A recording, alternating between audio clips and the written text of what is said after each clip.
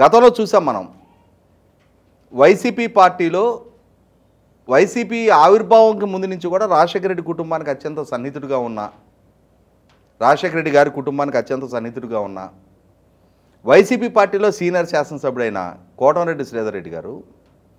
ఆయన స్వయంగా వైసీపీతో విభేదించి బయటకు వచ్చిన రోజు లైవ్ మీడియా డిబేట్లో చెప్పారు ఆయన, మాకు పలానా అతను స్క్రిప్ట్ రాసి పంపిస్తాడు, ఆ స్క్రిప్ట్ యథావిధిగా చదవటం తప్ప మా వ్యక్తిత్వానికి ఏం అక్కడ విలువ లేదు అని చెప్పని. ఇంకొక అడుగు ముందుకేసి మనందరం లైవ్లో చూసాం ఒక సంఘటన. 2019 ఎన్నికలకు ముందు మంగళగిరిలో వైసీపీ పార్టీ ప్లేనరీ జరుగుతున్న సందర్భంలో మాజీ కేంద్ర మంత్రి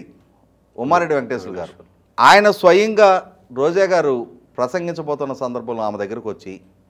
మైక్ ఆన్లో ఉన్న సంగతి వెరిఫై చేసుకోకుండా చంద్రబాబుని తిట్టమంటున్నాడు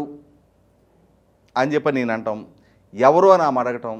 జగన్మోహన్ రెడ్డి చెప్తున్నాడు నిన్ను చంద్రబాబుని గట్టిగా తిట్టమంటున్నాడు అని చెప్పని.